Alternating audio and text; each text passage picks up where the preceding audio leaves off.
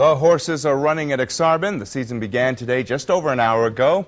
Racing fans showed up in force to place their bets for the first of 9 races today. Exarban has been heavily promoting their opening day. Officials planned several giveaways throughout the racing season. Bets were down last year, and so was attendance, but Exarban says they're very optimistic about the 77-day season. Newscast 7's Molly Miller has been watching those first races. She joins us live now from the track, and of course, Molly, the big question is, how are the crowds? Well, Michael, the crowds are okay. Actually, over in the stands, there's not too many people, but there are actually quite a few folks down here on the apron. You know, opening day is a big day for racing fans. In fact, we've got a racing fan with us right now. Claudia Chadwell joins us now. And Claudia, you've been coming to opening day now for over 25 years. Right. Do you look forward to it? Oh, we do. I work at a restaurant, Scott's Restaurant, and the horsemen start coming in about a week ago. And it's like Derby Day does. And in fact, I carry a horseshoe with me, my favorite horse, Doctor Who, for luck. And we just look forward to it and have a good time. We come every Wednesday and hope we win. Do you think today there's a good turnout here? Do you think there are a lot of folks out? I think it's a good crowd. I think it's a real good crowd. Do you think Exarban's pretty optimistic that they'll have a good season? Have you noticed the promotions? I think so, a lot more than last year. I think they really need to build it up, and I think they've got a good start going today. Now, you also tell me you've come out and you scoop up a part of the track. Now, you've got to tell our viewers what you do. Well, I hope I don't get arrested for this. Every year I come out and get a cup of dirt. It's my lucky dirt. I put it in the backyard, see how moist it is, how much sand is in it. It's my good luck charm, my way of betting. Did you check it today? Yes, I did. And you're already a winner, aren't you? I did. I won the last race. All right, that's good. Are you looking forward to the 9th race, which of course is the featured race? Yes, that's my favorite. Every time he runs, the Ricans come in the restaurant too, and we always talk about how the doctor's feeling, and we like that horse a lot. All right, well, good luck to you. Of course, Carol and Michael, the 9th race is the featured race with the doctor running in it, and there's still time to come out and place your bets. So if you want me to, I'll go ahead and do it. Thanks a lot. Look, a racing fan, and there's Claudia's face. Thank you very much, Molly. Carol. It seems that every Memorial Day boaters flock to the Missouri River to enjoy their day off, but floods upstream have left the river trashy and swollen. Newswatch 7's Molly Miller is live along the banks of the Missouri. She joins us live, and I wonder, is it safe to be in that river this time of year? Well, Carol, according to river officials, they say it is dangerous to be out here right now. The floods up north of us in Sioux City have left a lot of logs and barrels and lots of trash in the river. And of course, the river is even higher than what we're used to right now because we have had a lot of rain. They say that, coupled with a lot of boats out here, can make for a deadly combination. If you were to hit some debris, perhaps you could be thrown from your boat. And they also said that people need to watch out for their motors. When we were up in Harrison County, they did say that the people who were up there dragging the river said they saw several barrels go by. Are they warning folks to stay off the river? Well, they are warning folks. They can't really tell everyone they can't come down here because this is a U.S. waterway and it's open to the public all the time. But they do recommend that people don't come down here for a couple of days to let the trash wash through. And certainly you wouldn't even want to think of swimming on that river. No, much too dangerous, Carol, not in this river. All right, thanks a lot, Molly. Michael. A 4-month-old infant is fighting for his life. Many College World Series fans start the day in line waiting for tickets. Some camp out all night waiting for a chance to see their favorite team play. I don't know, it's neat seeing the guys right there down on the field and then going home and watching on tape and saying I was there. For those lucky enough to have reserved seats, time between games is spent touring the city. For the past 4 years, this group of lawyers traveled from home in Ann Arbor, Michigan to Omaha. We caught up with them in the old market. We're wandering around trying to help the Omaha economy as best we can, and then we'll go to the 2 games. And afterward, tonight, we go out to one of the steakhouses. Drive out, stay for 4 days, watch as much baseball as you can possibly watch, have a good time. Our wives don't believe that's what we're doing, but that's what we do. Merchants say they look forward to this series crowd, but so far it's been slow. Merchants say the rain hasn't been good for business. Now, Carol and Michael, the fans that we did talk to earlier today, the out-of-towners, say everyone in Omaha is real friendly, real helpful. They really like coming here. Even some Creighton fans. We were down here in line earlier today, and there was a Wichita State Shocker fan sitting between two Creighton fans. They were chatting away like they were old friends and getting along just wonderfully. You know, he was dressed all in blue, so that may have had something to do with it. But everyone's getting along great, and the mood down here is just wonderful. Wish I was there, Molly, but there is a chance for rain, as you and most of our viewers know. So are the ground crews ready? Is the field in place? All the contingencies set out? They're ready for rain. You know, rain, that four-letter word really isn't mentioned too much down here. They've got the tarp ready. They're all on standby.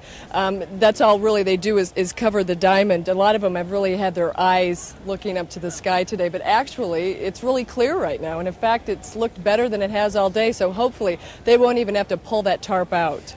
Oh, come on, Molly. You've lived in the Midwest long enough. You know it could change any moment. I know, but I'm keeping my fingers crossed, Carol. Aren't we all? Thanks a lot, Molly. Now, the other big story involving Omaha's Rosenblatt Stadium took an interesting turn today. City Councilman Steve Exon has thrown his support behind the current deal to sell the... Birds found the wet grass at Rosenblatt a choice spot for worms. Rains over the weekend left parts of the field soggy and slick. The rains have helped the diamond grass grow fast. It means extra work for the ground crews. We have to mow every day. With the fertilizers we have on it and with this rain, it's just taken off, and the warm weather is just... The worst, wettest areas are behind home plate and along first and third base. But most of the water has been absorbed already by the sun. The grounds guys say baseball and rain just don't mix. And it makes it slick, and the ball gets slick, and the guys have trouble gripping it, and they make bad throws, or they slip, or, you know, it's just... Baseball's not a game that's made to be played in wet conditions. It's not. Now, the grounds manager told me earlier that with every cloud that goes by, they watch it and their stomach tightens. But like Jim said, hopefully there won't be any rain down here tonight. As you can see behind me, there's quite a crowd. So actually, if you've got a general admission ticket for tonight's Creighton-Wichita State game, don't bother coming down. They've closed general admission seating. There are still some reserve seats, so if you have those, you can come in. But they're not letting any folks with general admission tickets in. Molly, does the ground crew have a special strategy if it rains?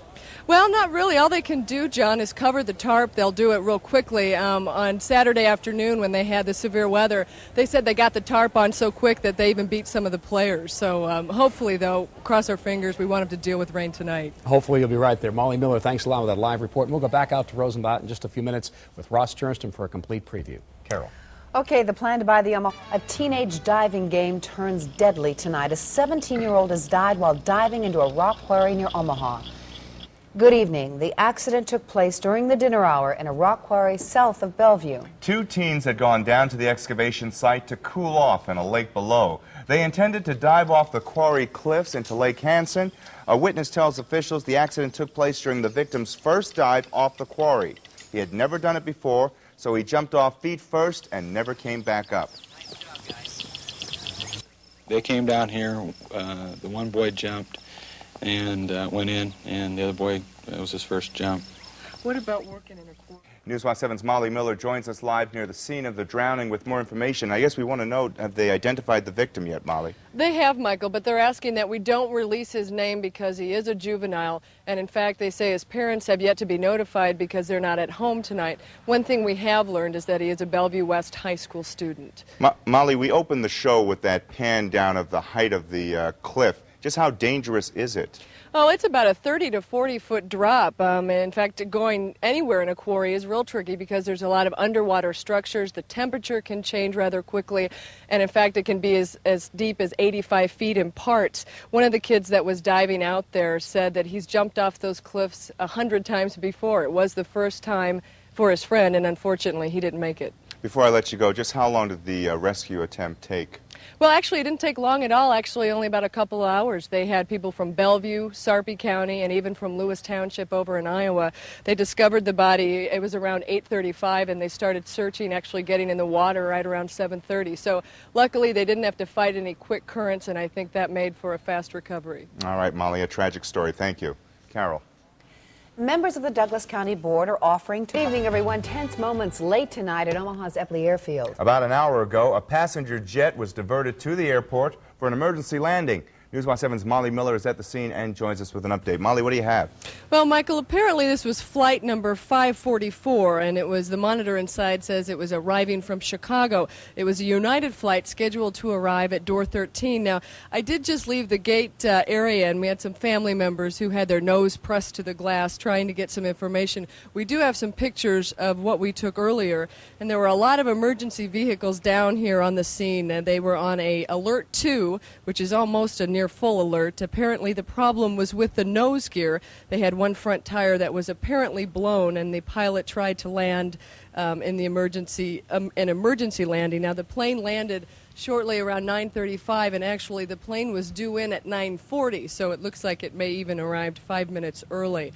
Moments after it did touch down, the rescue crews were called off, and in fact they may have to tow the plane in right now. A United spokesperson said on the intercom for everyone to sit tight inside, that the mechanics are looking at it and that they will be in shortly, and to wait for their loved ones, that they will be inside. Molly, you mentioned running into family members waiting, but did you get to talk to any of the passengers at all? No, they were still far out on the runway. They were, the mechanics again, working over the plane, seeing if they can even move it in, if they're going to transport the passengers in or even tow the plane in. All we did was get to talk to some family members. Some didn't even know what was going on. Others weren't too concerned because they've been in other airports and been in much more serious situations. So I think it was a few tense moments down here, though.